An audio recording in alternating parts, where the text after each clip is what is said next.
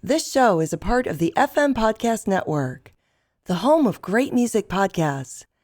Visit us at fmpods.com. You are listening to the Dilettantes Podcast. Hey everyone, it's Jim Salvucci, and welcome to the latest $1 Million Bash Roundtable on the Dilettantes. It's that $1 Million Bash. On November 17th, 2023, Routledge published a fascinating and exciting new collection of essays entitled The Politics and Power of Bob Dylan's Live Performances. Play a Song for Me. These essays address Dylan's performance set lists as objects of study in themselves, which, as this collection reveals, is a topic that is richly varied and highly elastic. As luck would have it, the editors of The Politics and Power of Bob Dylan's Live Performances happen to be two of the Dilettantes' regular contributors, Erin Callahan and Carney, who themselves wrote chapters for the volume. Moreover, as more luck would have it, the other regular contributors to the $1 Million Bash also wrote chapters, Nina Goss, Graylee Hearn, and Rockin Reginio, as well as myself. Amazingly, by some intervention of the calendar gods, we are all here to discuss this volume and our chapters and Dylan's set lists in general. So I want to first turn to Erin and Court and ask you, why set list? Jim, thank you so much for having us on so many times to discuss this project. The set list idea is twofold. One, I think all of us on some level who follow Dylan or music, obviously generally, at some point connect to the set list as a sort of an organizing idea. It's an interesting thing to trace when you're looking at shows, and it's also with Dylan something that has its own sort of massive set of ins and outs and curves. I will say I saw the National the other night, excellent as usual, and two separate people had the set list from the previous show pulled out on their phones right in front of me. This is a non-yonder bag experience, and they had their phones out looking at the set list from the previous night. And the National are interesting because their set lists do vary night to night within the realm of believability. And it was interesting to think these are two people who were not necessarily, who knows why they were looking at it, but they were looking at it at various times, and they'd get their phone out and they would look at it and keep tabs of what was going on. And it was just a reminder just how these things have become ingrained. And I think Setlist.fm, who I don't know the individual history of, there was at one point, Erin and I were talking about maybe digging into the history of that, and we never really that piece of the story off. But it was just this idea of like how this becomes a resonant way of appreciating the show.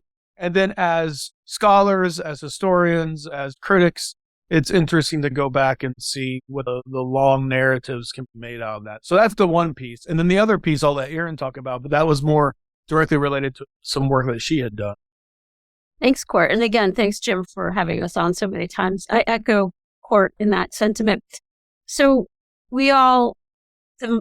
Jim, Nina, and I met in December 2018 in France, and Nina had this fantastic idea for us to present at the World of Dylan, which we did, and I'm grateful for that. And that's where I met Graylee and Court, and then Rob, you weren't there, but we were talked about quite a bit. And at that conference, I had an idea before the December conference, and I was at a Dylan show that the set list was really dark, and I saw this voice going through, similar in the way that Graylee examines in his book on Time Out of Mind and also his chapter in our book, that there was this kind of voice that was echoing some sort of modern anxiety, and I wanted to write that paper. And then when Court and I met in May 2019, we became fast friends, and we attended a conference in San Diego together where I presented a shell of the paper that's in the book, and Court had the hindsight or the wisdom enough, not hindsight, the wisdom enough to say, I don't think set lists have been looked at in this way. We should do a book. Do you want to do a book together? And I said, sure. And I think that it was good because it really gave us, as I've said in other interviews, focus away from the pandemic, which Nina kind of covers in her chapter as well, that we were stuck in suspension during that time and really focused on the crisis outside. And he contacted me and said, do you want to work on it now? And that's how we got the ball rolling. And we had really thought about maybe doing co-authoring a monograph on it, but we're really grateful that we didn't, that we have all these wonderful contributors that have given voice to different things that interest them and shared their insights into the set list. Great, thank you.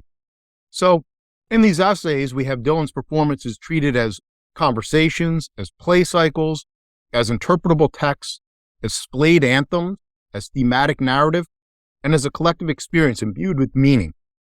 The chapters are arranged chronologically, and Court had the first one, so we'll start there with chapter 1. Court, your chapter is Bob Dylan, Woody Guthrie, and Implications of the Past, a case study. What drew you to Dylan's Woody Guthrie connection starting in the 60s and then extending well beyond that? Yeah, there's a couple of pieces to this as well. One thing is I do a lot of work with Woody with a teaching research group that I've been a part of that comes out of COVID as well. So all of these silver linings of staying at home. But working with the Woody Guthrie people and the Woody Guthrie Center, I had really connected to that story. And I also published an article on the January 68 Carnegie Hall show, which is Bob doing his version of Woody, which I still think is a fascinating story.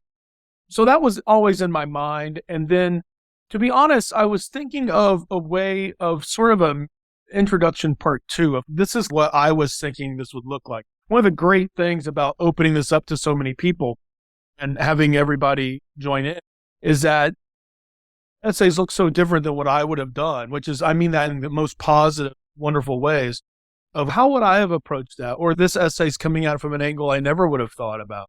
So that's one of the great things about it. And then the idea with my essay was saying, this is the narrative, the constructed narrative I could see out of this. And since you had us on very recently, I will not go through, and to give time to others, I will not go through all parts of the piece. But I will say this, thinking about this project again, as we have so fortunately been able to do, I went back and listened to Song to Woody from 2002, which is the final time he played it. He plays it in the UK. And I went back and listened to that recording. It's a great recording. It's a great period, as we all know. That early 2000s period is really interesting. He plays a traditional song or a country standard, and then he goes into Song to Woody in the second slot. It's the last time he plays it. But I was thinking about this. That was also the 40th year of that song. It's 40 years since he wrote the song. And then here he is, and now it's been over 20 years, half that time, since he's played it live. That's the last time he played it live. And it was an interesting kind of idea of going back to these moments and going, what does time do to this? It's such a beautiful idea, and it's a beautiful sound and a beautiful song and a beautiful performance. And you have Larry and Charlie and Jim Keltner. It's just a crack band, and his voice sounds great. And this is a song he could sing forever. And I'm not sure, what we can really wrap our minds around with that. But that idea of I'm out here 1,000 miles from my home. One of the most primal lyrics he writes is also a lyric that we can go back to infinite ways. And when he hits it, and he sings it a little different every time, as we know, but in 2002, that final performance to this point, it's so gorgeous and it's so beautiful. And it's what does the meaning of that, how does that resonate? And that's the point of the story. It's like when he sings this song, he doesn't sing that song that often, but when he sings it in 1974, and when he sings it in 1988, and when he sings it in 2002, is he going back, right, to that moment of invention? I don't pretend to know, and I don't pretend to speculate. But I think internally, that's the idea of all of this, of like, what does it mean when he goes, I'm 1,000 miles from my home, 40 years after writing a song that is well beyond its years in its origin story? I just find that really fascinating from a kind of a heart experience. Seeing him do the Merle Haggard song on this last tour, hearing him sing about Merle saying at 41, what am I doing out here on stage? And Bob singing that song at 82, it explodes any sort of sense of what do we expect from our artists? What do we expect from our singers? What do we expect from our performers? But that idea of being 82 and singing, and then also looking at that other shadow history of 1,000 miles from your home being a constant, I think is fascinating. This is where I'm going to open it up if anybody had any questions or comments for Court. I'll just throw this in because in my Dylan in Cincinnati project, I'm up to the year 2000 when Dylan was playing with Phil Lesh and friends. And this was an outdoor show in Cincinnati. And so Dylan was actually the opening act. As Rob informed me, this was common for outdoor shows because Phil Lesh had a big light show and Dylan did him the courtesy of letting it get dark before his set came on. But Dylan opened that concert with Duncan and Brady, and his second song was Song to Woody. The only time he's ever played that song in Cincinnati. And so, yeah, whatever location he plays that song in, it feels special with the line 1,000 miles from my home and the tribute to his early mentor and hero, Woody Guthrie. But I love, speaking of set lists, the idea of starting with an old folk song, a murder ballad, with the refrain, he's been on the job too long, and then going into Song to Woody, which is another kind of reflection of someone who's been doing this for a long time, even though when Dylan wrote it, he had only been doing this thing for a short time. He's imagining his way into that experience and starting down his own path. But now we get to see him about 40 years further down that road, actually further than Woody ever made it down that road. And so there's another case where the necessity of your book is on display because there is what Dylan does with these songs when he records them. There's how they evolve over time through performance. But then there's that theatrical sensibility of what happens when you juxtapose this song against this song in a certain chronology. So yeah, your focus on Song to Woody sounds great. And looking at it within the context of set lists makes it just that more rich and interesting. Court, when he wrote Song to Woody, that moment of transition from Woody Guthrie to young Bob Dylan, all that sentiment of the kind of vaunting humility of the song would be so present and so transparent to the audience in 1962, 1961. And what do you make of the fact that in 2002, it's easy to say that very few people in the audience had a frame of reference for Woody Guthrie, period. What do you make of the vitality of the song in that, given that? Yeah, that's a great question, Nina. I think the one thing I was thinking when you were talking is that this moment, which is such an old sort of cosmic moment of music, is also written at a time of youthfulness, right? He's very young when he meets Woody for the first time. He meets Arlo. Arlo's 16. These are young men. They're teenagers when they first come into contact. And then he's writing this song, still young. And then it's all about something that is well beyond you. And I think that's what I was first thinking about. Then how does that is that contradicted? Is it deepened? Is it weathered? But I think you're absolutely right. There's a version of the song when he starts singing it from an earlier show and the crowd goes nuts. And there's like this moment of like realizing this song. Now, part of it is that's the second song, as Grayley was saying. So he does like a Roy Acuff number. Right. And then it does that. And so there's partly that. But I think it's also a recognition within the Dylan world of this is the beginning, maybe even more so than Woody. That's one way of taking it. I don't know how many people in 2002 were clearly connected to Guthrie. I think that's an interesting question. But I think it connects to Dylan's emergence. And I think him singing that has a certain power. More so than maybe even like Blowing in the Wind or some other songs. I think this song in particular is, for my mind, is much more emotional connection to that moment. So we're going to jump 7 chapters now? We're going to jump over a bunch of really great chapters by some really worthy authors. So make sure you get the book and read it. And we're going to jump to Grayley, who had chapter 8. And Grayley was treating Dylan's performances in San Francisco in 1980. And his essay is entitled The Warfield Cycle, Dylan's Mystery Plays, San Francisco, November 1980. So, Grayley, why these very specific performances in which you treat the set list as a play cycle with religious overture?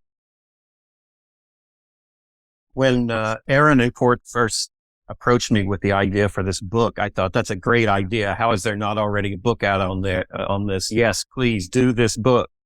But I didn't immediately think that I had anything to contribute. I was not a huge bootlegs guy by that point. I certainly would not have initially anticipated writing about that second war-filled residency. I knew it somewhat. I knew it because of the one and only live performance of Caribbean Wind, one of my favorite Dylan songs ever, the live debut of Groom Still Waiting at the Altar. I'd heard some of the Mike Bloomfield stuff from that, I guess his last live performance, certainly with Dylan. But I didn't know a lot about that residency. But actually, I think what led me in this direction was re-encountering that quote, and I should pull it up on screen so I can quote it correctly, from Dylan's Musicaire speech, right? When he said, "I'm glad for my songs to be honored like this. They didn't get here by themselves. It's been a long road, and it's taken a lot of doing. These songs of mine I think of as mystery plays, the kind that Shakespeare saw when he was growing up. I think you could trace what I do back that far." And that was the key that unlocked it for me, I think, because thinking of mystery plays, which as an English professor who often teaches drama, I've taught mystery plays before. And in fact, the mystery plays I was most familiar with are called the Wakefield mystery plays, or the Wakefield cycle, they're sometimes called. These are plays that are little miniature reenactments of key scenes from the Bible, and individually and collectively have a kind of spiritual instructional element to them, and a sense of renewing the faith and commitment of audience members. And I started to think, if you were looking for an example of Dylan's concerts working like mystery plays, you couldn't find a better example than those two war-filled residencies. But I became especially interested in the second one, because there is a case where Dylan is finally starting to reintegrate some of his older, I guess we could say, secular music alongside his newer religious stuff. And I just found that the more I listened to it, the more fascinated I became, because it did feel like it was working, serving many of the same dramaturgical functions as the mystery plays. And then when I thought of the clever play on words of titling mine, not what Bill Graham called it, a musical retrospective tour, which sounds so nostalgic, but instead thinking of it in terms of mystery plays and dramatic arcs over the course of each concert, but then over the course of several concerts in a row, and thought of the title, The Warfield Cycle. Now I had to write the thing just because I love the title so much. But yeah, that's basically how I look at each concert, as having a dramatic through line, a dramatic development. You've got the prologue in half of the concerts where the backing vocalists aren't backing vocalists. They're actually up front and singing by themselves 3 or 4 gospel tunes. And then Dylan comes on stage, and you've got what essentially serves as the first act. Gotta serve somebody, I Believe in You, and Like a Rolling Stone. And even those 3 songs together work in interesting ways, right? Gotta serve, it may be the devil or it may be the Lord, but you're going to have to serve somebody. And then he follows it with a song of serving the Lord, I Believe in You. And then a song, it's not exactly serving the devil, but it is a song of making the wrong choices, choosing the wrong path, one that leads to ruin and destruction. And it's a great example of a song that we all know and love, but then when it's juxtaposed in that new position, you suddenly hear something you hadn't heard in it before. And it seems to be serving some larger function in terms of Dylan's work, in terms of showing you that my new stuff is not completely alien to themes I was already exploring in my older stuff. And so not just randomly playing the hits from the past, but selectively choosing certain songs, putting them in certain places in the set list to reintegrate them alongside his new material in thematically interesting ways. And so then I follow it through with a second act of songs, which is much more like the traditional mystery plays. You've got a song set in the Garden of Eden. Man gave name to all the animals. You've got really kind of more apocalyptic songs like Senor. A third act, which is really fascinating, especially for the songs which feature Dylan and other singers, like his songs with Regina McCrary, Mary from the Wild Moor, and especially those amazing duets with Clyde King, Rise Again and Abraham, Martin and John, and leading up to In the Garden. So you've got now the kind of crucifixion and resurrection. So you can see how the religious story is proceeding, but also interesting dynamics between Dylan and some interesting choices of cover songs too, and this religious art. And then the amazing encores, which would always begin with this gospel arrangement of Blowing in the Wind, and then usually would be followed by a new song, City of Gold, which is fantastic.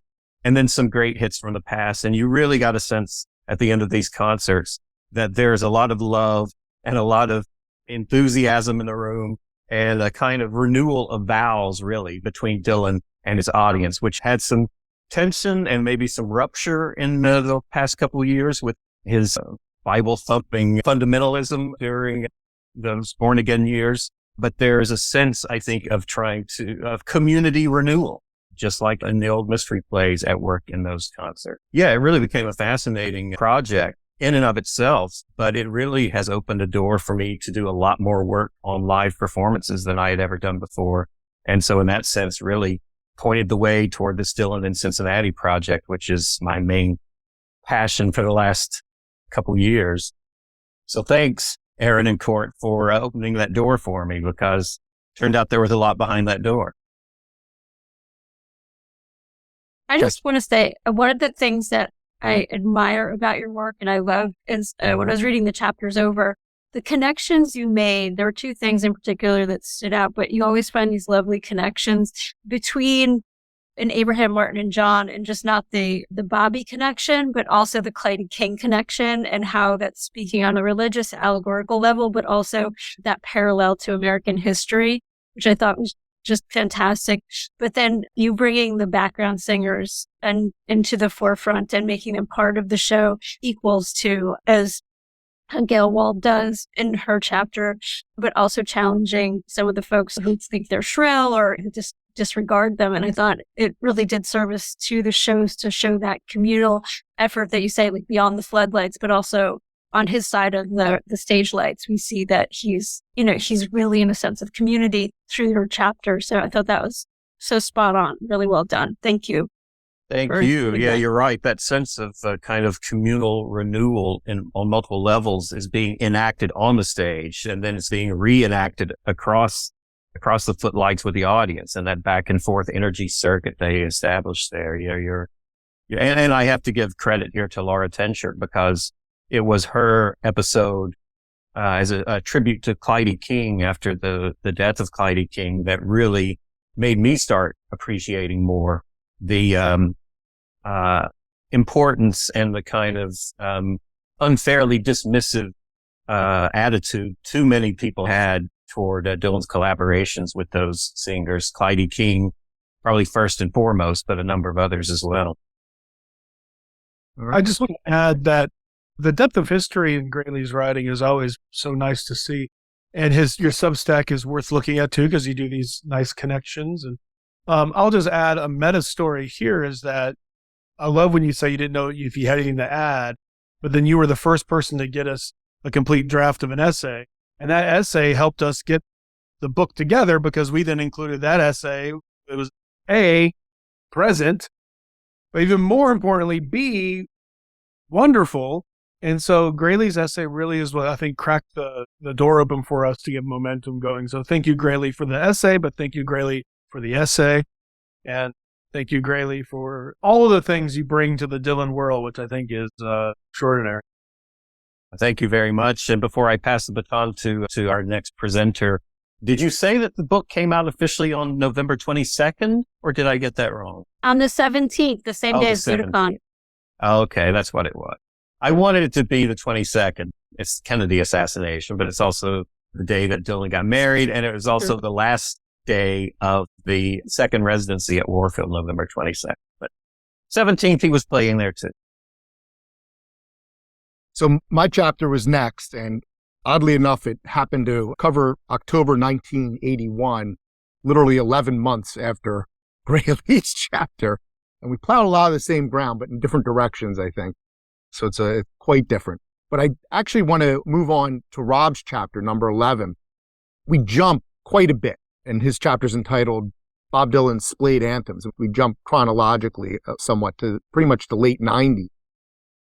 And he compares the late 90s to a 1962 performance of A Hard Rain's Gonna Fall, and he tracks those performances across the ages.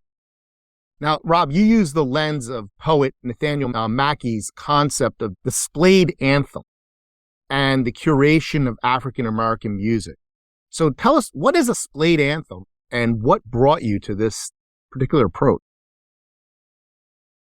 That's a great question. The splay anthem is the title of a collection of anthems. It's not really a collection of poems per se, as an installment in an ongoing epic poem that Mackey is writing, similar to Pound's cantos, Charles Olson's Maximus poems. He is very much influenced by the Black Mountain School of Poets and, of course, jazz. And so those are the two vectors that he's bringing together. I just thought the playful title of the installment in this ongoing epic poem that he's writing, Splay Anthem, of course, from his perspective, is kind of talking a little bit about what Grayley was speaking about in terms of the communal aspect of these musical performances, in that an anthem is meant to unify an audience. When you splay an anthem open, you investigate the ways in which the affecting aspects of music nevertheless are somewhat subverted or undermined by the larger kind of political anxieties surrounding an anthem, right? And the anthem, of course, here is A Hard Rain's Gonna Fall. And so A Hard Rain's Gonna Fall, on the one hand, in the Gaslight recording from 1962, is meant to unify an audience. And yet, if you look very closely at the song, which I do in the chapter, do a close reading of it,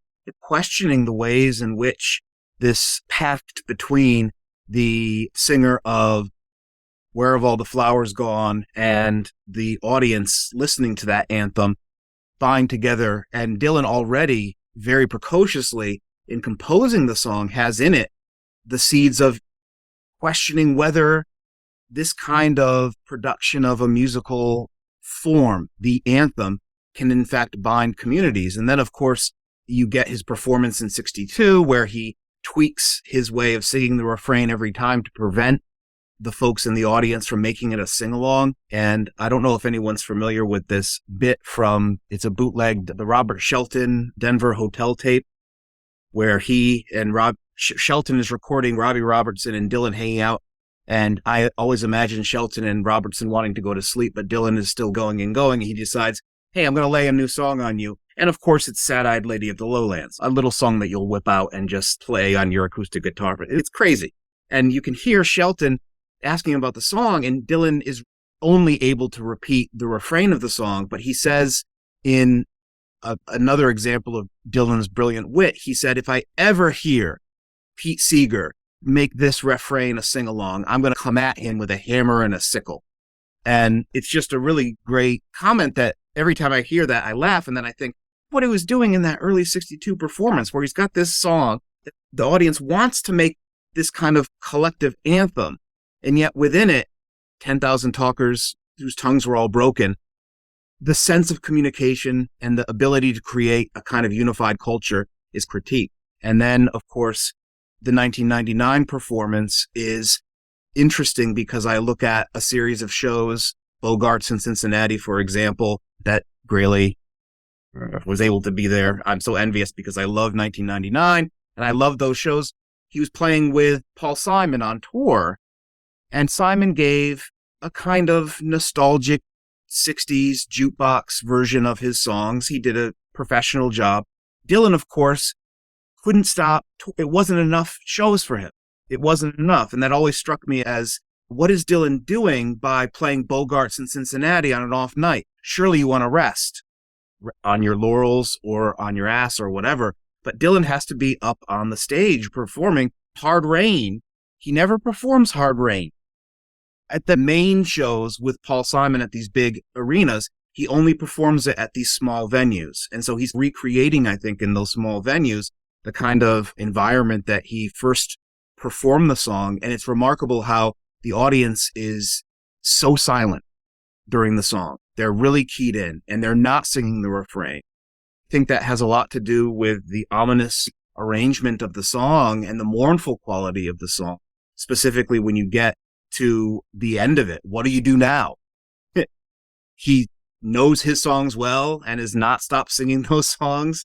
And so his reiteration of that pledge, I'm going to know my song well before I start singing, is ominous because it's suggesting a singing that has to keep going on ad infinitum. And so I do make this kind of rather tendentious bridge between Mackey and his concept of a poetry that has this ongoingness and yet is always scrutinizing narratives that offer redemptive closure to Dylan's work. It just so happens I think the third time I saw Dylan, it was on that tour with Paul Simon in Northern Virginia at a really horrible venue. And I remember Dylan being exceedingly interesting, and I remember Paul Simon being exceedingly boring, and yet the crowd reacted in the exact opposite way. Yeah, it's a good point, right? The inscrutability that we like to see. You're right. That was the era of Dylan's changing his set lists every single night. That in my chapter, I argue presages what's going on in Love and Theft, where we've already mentioned in Court's discussion here, the folk songs that he begins the set list with, and then he got the acoustic set and the electric set, but it's changing every single night. And he's performing it in different arrangements, and the crowd is responding as you described it, perhaps perplexed or not. As you've got the example of Paul Simon giving the audience what they want, and Dylan giving the audience something that not what they want, but something different, right? He's profoundly anti-nostalgic in his rendering of Hard Rain in 1999. I have a distinct memory of someone nearby in the audience. Dylan was playing a song from Time Out of Mind. I don't remember what song. And someone screamed out, "I don't know this song. What's this song?" And I yelled back, "It's from his last album." And the guy said, "Here's a new album?" This was about 2 years after it had come out. Right. You remind me of a moment in the Bogart show when he plays Not Dark Yet, which I think was not until the first encore, and it was his first Time Out of Mind song of the evening. But in context with the Simon tour, like Rob was saying, it suddenly strikes me funny. And the line, "Can't even remember what it was I came here to get away from," because the answer is Paul Simon. She came here to Exactly. Apologies to Paul Simon. I mean, if he's a loyal Dylan Thompson listener, we're just poking fun here, Paul. But yeah. But I think it makes the encores when he played with Simon a little bit more interesting because you have Jukebox Simon with non-Jukebox Dylan playing the songs that I think they played, Not Fade Away, either The Boxer or Sound of Silence. And I can't remember the Dylan song they played, but I saw that twice in New Jersey and then in Houston. And I was fortunate enough to see both The Boxer and Sounds of Silence. But yeah, it was interesting because the way that Dylan was phrasing, you could see Simon was uncomfortable with a little bit, maybe. So it wasn't as melodic, I assume, that he's used to, but interesting nonetheless. Best version of Sound of Silence I ever heard. That duet with Dylan dragging Paul Simon along. It was great. All right. I want to jump to Erin, who we just heard from. So, Erin, your chapter, which is chapter 12, you look at Dylan's set list as socio-political commentary, particularly in the 2010s in your essay, which is called Bob Dylan's Wasteland, Contemporary Existential Anxieties Reflected in the 2013 to 2019 Set List.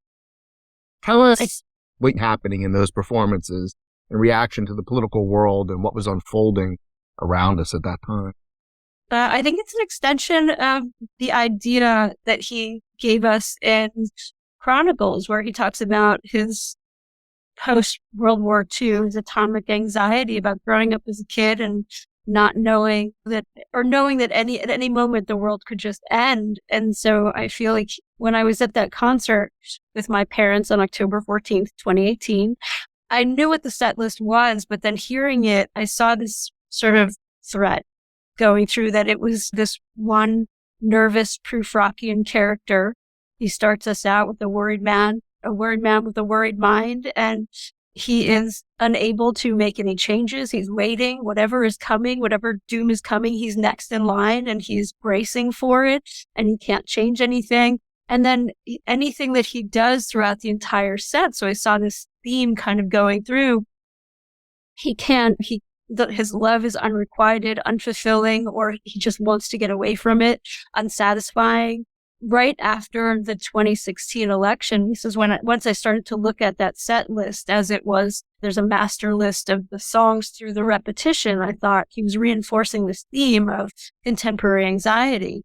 And so I looked at where he started it, and he made some really interesting changes after the election of Trump. And do I think that he was making a political statement? I'm not naive enough to think so, but I found it interesting because he replaced "It's All Over Now, Baby Blue," which at least strike the match and start anew. Like, we get some sort of positive message there with "Beyond Here Lies Nothing." I thought that's interesting. And then he kept that in. But so I just felt that everything that he gave us in terms of the songs and how, as we've all said, they're working together in this one list, and anything he pulled out and put in or replaced with either got darker or reinforced the theme, with Desolation Row being a centerpiece of, as Robert Shelton says, is closest to Hell or The Wasteland as Dylan gets. It just really seemed dark to me. So I thought it's playing on that theme that I see run throughout, from Hard Rain's Gonna Fall through his contemporary, really even his 21st century output, that there's an anxiety of apocalypse. And I end with a quote that from 1980s, from 2020, where he said he doesn't see apocalypse as bad. It's just an ending of one thing and the start of something else. And what the something else is, the question that he forces us to puzzle out. He doesn't know. He's not answering it for us. He just knows, except maybe in Beyond Here Lies Nothing, because that's, I think, the darkest of the songs from the 20th century. But it's interesting to see how he's putting these things together, and it does really communicate a sense of anxiety through the character that he's singing through on stage. So you tracked in that particular period what was going on with the set list. Do you have any sense that's happened in any other periods of Dylan's set list? That sort of socio-political commentary? I don't know that I can answer that with any depth, because those were the ones that I lived with and listened to for so long. So I would have to get back to you, and you can edit this out, because I don't have an intelligent answer for this, because those were the ones that I was specifically focused on in terms of that thread. So, Nina, you had the 13th chapter, the lucky 13th chapter, which happened to be the last of the Dylantantes chapters. And your chapter was called "What's Going On in Your Show? A Look at the Shadow Kingdom Setlist." And you take on what could be described as Dylan's most recent album, right? Shadow Kingdom, as an example of his late style art. So the first thing I need you to do is just tell us what that term means, right? The late style art, and so that people understand that. And also, how did the pandemic broadcast of Shadow Kingdom, how was that a collective experience, like a concert that both captured and reflected the time? Oh my God, I have to answer all these questions? Okay. Late style studies is a fascinating, flourishing, new critical field that is this bizarre relation to the late works of strong artists. And late style studies it goes back to the 19th century. I don't want to get into the whole genealogy of this, but it's this half nervous and half terrified and half redemptive attempt to find extraordinary innovation and ingenuity in the very late works of artists. It began with examining Beethoven, Michelangelo, Titian, artists whose late works really do manifest this a break from even the works that they produced in their prime. But what fascinates me, and Bob Dylan has got to get in this number. He has got to get in this box of late style artists, and no one listening to this and no one on this Zoom Brady Bunch, everyone knows that this is absolutely crucial, that the work that he's done since he's 60 years old has been we don't even know where to start. Our generation doesn't know where to start to make real coherence out of the extraordinary work that he's produced in the last 25 years. But what interests me about late style studies is that it has this neurotic hysteria about it.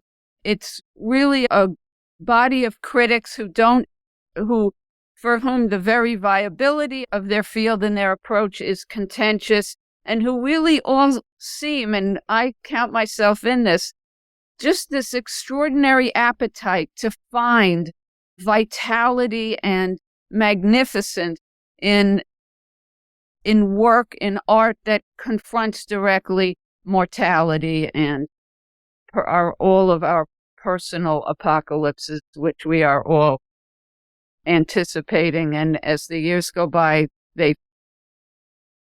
it's a lot more lucid for us.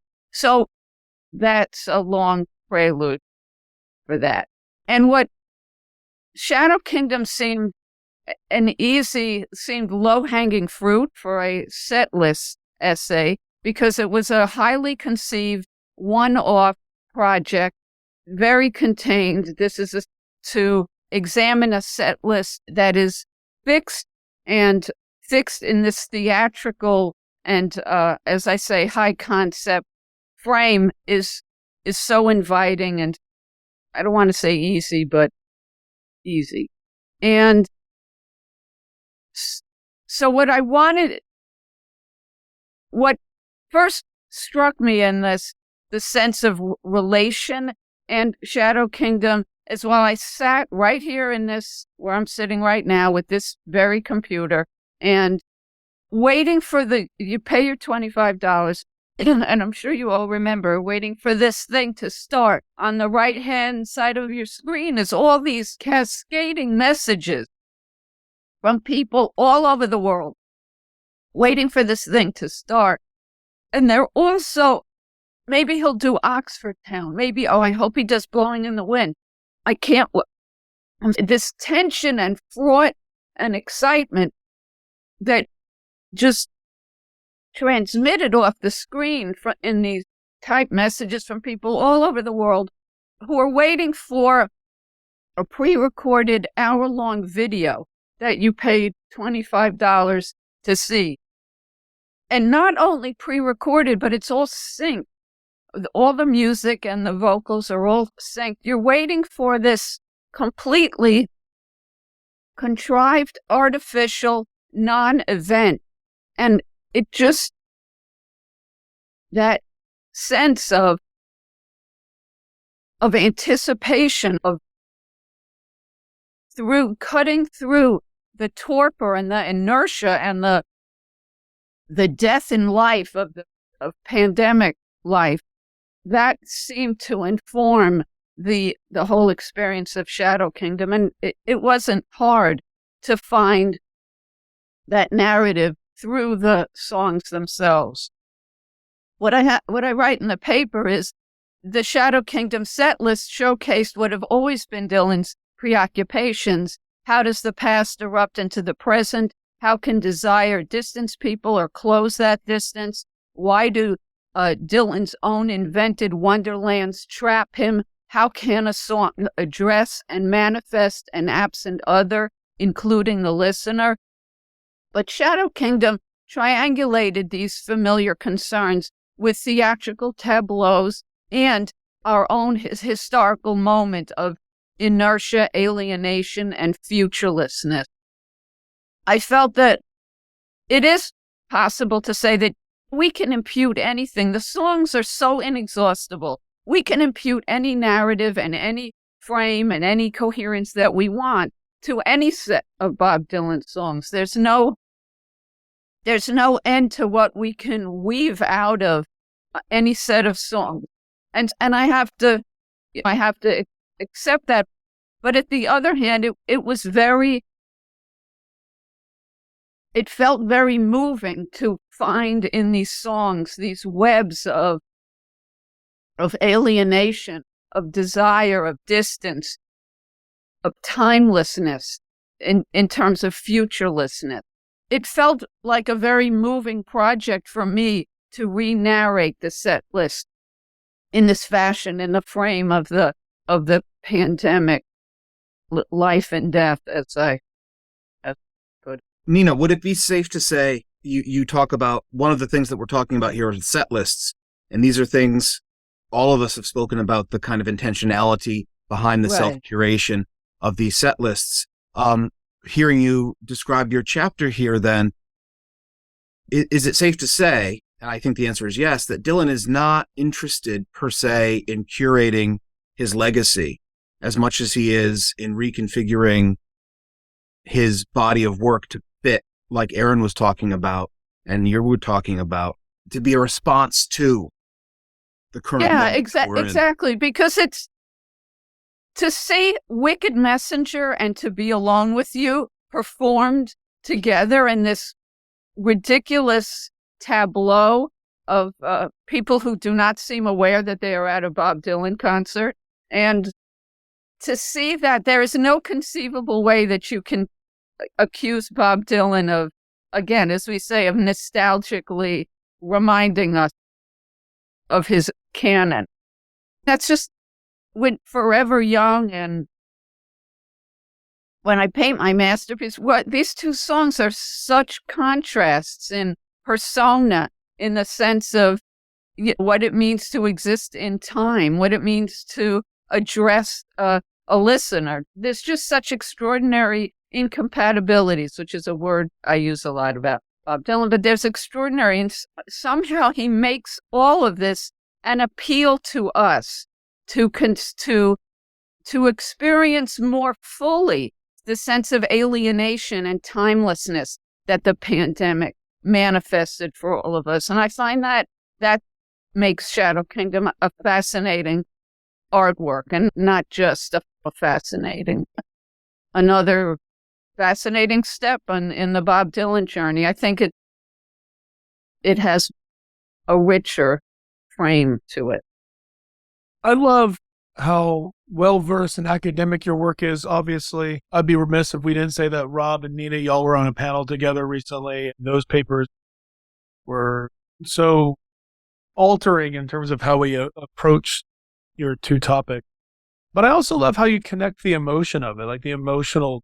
And I think as I go down the road, 1,000 miles from my home, I feel like I'm more comfortable with playing with that and stepping aside sometimes of the analytical and say, this is fucking moving. And what he's doing is touching and it's interesting.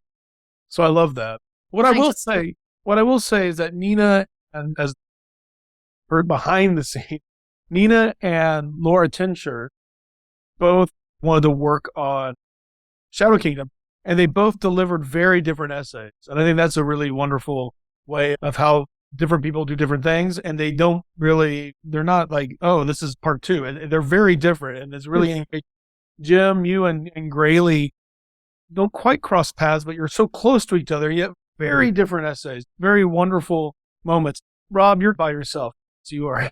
You're alone, Rob. No one really goes. No one goes where you go. But it's so wonderful to see people take on very similar seedbeds. And weirdly, Rob, you're in a place where we thought we'd get a lot of essays, and you're standing alone. But I love the fact that you have two different people writing very different things about similar. That's what's so great about the experience.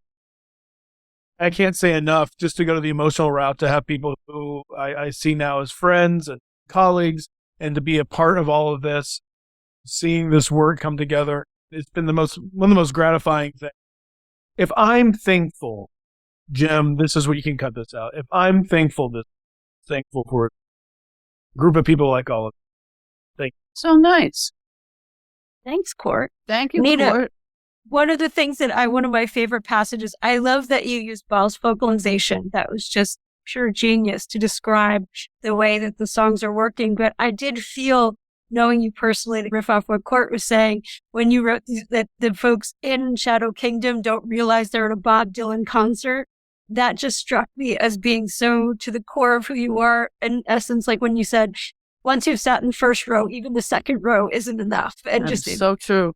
Yeah, it was one of the most Nina phrases in that whole essay. Like, people don't realize that they're that close to Bob Dylan at a time where, and you said none of us will ever be that close, but also we couldn't even be close to each other in this sort of communal experience. It's one of my favorite. Can I just add on what Court was saying about emotion? I just want to, we all had the pleasure and the privilege of seeing him just in the last month. That's an amazing, wonderful coincidence. And anyone at those shows had to have been so deeply moved and impressed by how fucking hard he is working.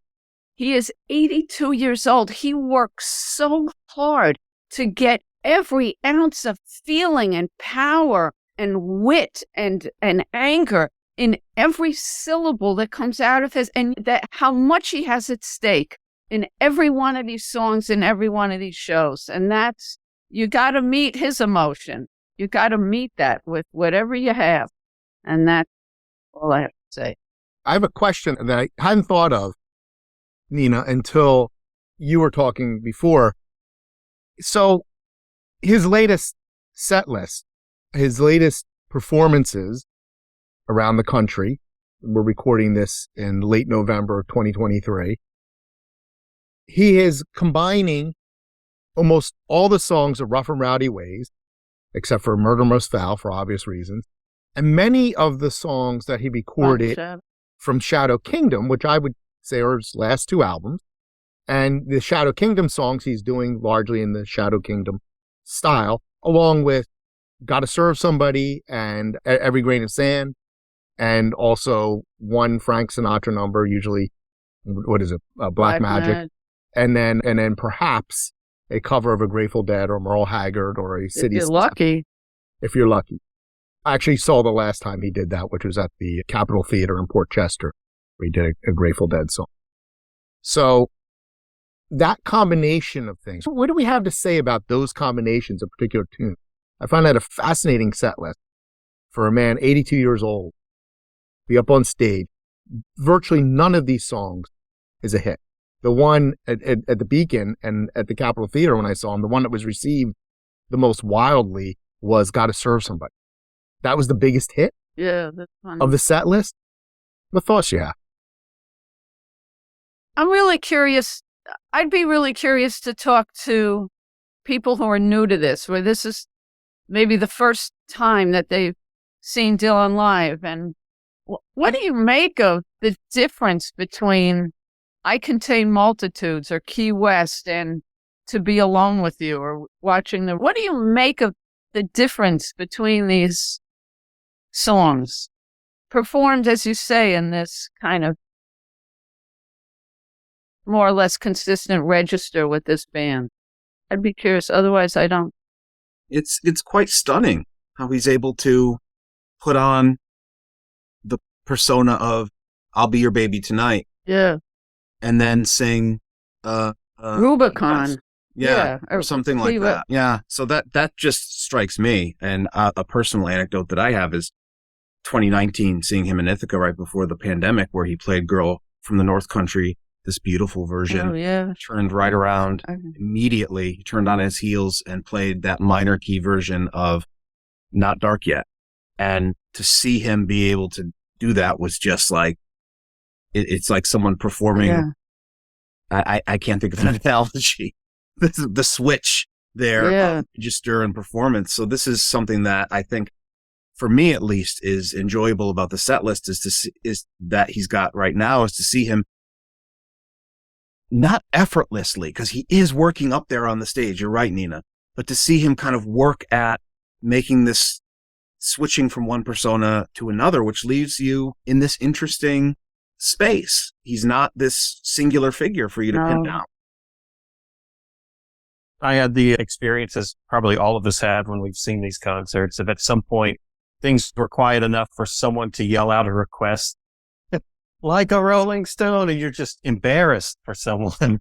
They're right. Not embarrassed in the sense that how dare you not be following his set list every single night the way that I am, but that you, poor thing, you're going to somehow manage to be disappointed by this show. And this show is the most amazing performance I've ever seen, for reasons like Nina just described, that he is investing so much of himself in these songs. And it feels like almost like Tinkerbell moment where he's feeding off the energy of the audience too. He's giving us so much and it's so inspiring to us. But then what we're emanating back from our side toward him, I think it's like spinach for Popeye, it's giving him what he needs to deliver the performances that are so stunning. And then occasionally when he gives a very special gift to the people in the room at that time, as he did with South of Cincinnati in Cincinnati, which felt so, so precious until he played it the next night in Akron. But that's another matter. But yeah, that he's just giving us so much that I can't imagine walking away from a Bob Dylan concert anything other than completely gratified and in awe of the talent that we won't see the likes of him again. But unless hopefully he keeps on coming back around to our town, and then we can. I think, Nina, did you see him 3 nights in a row, Brooklyn and then the Beacon? I saw the first Brooklyn show and then the Beacon and then the first Jersey show. I saw him 3 nights in a row in Chicago, and that Saturday night, his energy was so different because the crowds, like you're saying, he's feeding off of the crowd. And that was where I don't know that he had intended to play Truckin', because he turned to Tony and he said 2 syllables and they launched right into it. Yeah, and so I think that was impromptu. We all went nuts. And then the Sunday crowd was a little bit more subdued, and that was when he just did the straight set list. He didn't play Born in Chicago. But Graley, that recording in South of Cincinnati brought me to tears. I can't imagine just hearing the recording, the bootleg of it was so moving. I can't imagine being there and having that. And you're right, these are just special shows, and he's working so hard to give those to us. But I wonder if people have seen him multiple times, if you felt that sort of shift. And I saw him in the same place 3 times, so it wasn't necessarily going from Brooklyn to Manhattan to New Jersey, where you might find different crowds. But I'm interested to know what you thought about crowds. They were very similar crowds. Don't kid yourself. It was basically the same people. So okay. that was that. And because the venues were so different, and the tone and the acoustics were very different. But otherwise I was very hurt. Like, I was surprised to find myself authentically, deeply hurt that he did nothing for me in Brooklyn. I was born like 4 blocks from the King's Theater, and he could not give me anything in Brooklyn on that turf. And I was very hurt by that. It was an extraordinary show. That's not the point that I'm making. But I was surprised to find myself when you feel that connection to this artist, that you think that he can disappoint you in that bizarre, in a completely arbitrary and ridiculous way. And the show, if you can get, the show in Jersey was spectacular. It was just so clear and strong. And so if you can get recordings of that's one that I would recommend strongly. I've told this before, but the first night in Chicago, there was a kid sitting next to me, and it was his 23rd birthday, and all he wanted to do was to see Bob Dylan. That's wonderful. He was so exuberant. He said, I have to talk to him. You have to ask him questions. He's not going to answer the questions. Yeah, no. Jim said he doesn't have any more of the answers than you do. But when he played Every Grain of Sand, he stood up and he's, I have to go down there, because people were going into the aisle towards the stage. Oh, they like to do that. Go. And he stood there just with, he was beaming, radiating joy. He was a tall kid. He was probably about 6'4", 6'5", and you could see him above everyone else. But he was just, it was so precious, just that he was so happy to be, it was like a child looking at Santa Claus almost. He was just, That's wild. It was so delightful. And he came back and he was so excited. Like, that was the best experience of my life. That's so fun. He was a kid who was not disappointed. There's always folks who aren't they're not getting what they expect, and so they're going to be disappointed. But I was happy to share that moment with that kid. That's so nice. Yeah, I can't wait to see I've got really excellent student in the Dylan seminar I'm teaching this semester, and she lives in New Jersey, and she left the campus early. She went to go see that first show. Nice. And so I cannot And wait to hear what she has to say about. Let me know. Thank you for listening to the Dilettantes podcast. Be sure to subscribe to have the Dilettantes sent directly to your inbox. And share the Dilettantes on social media.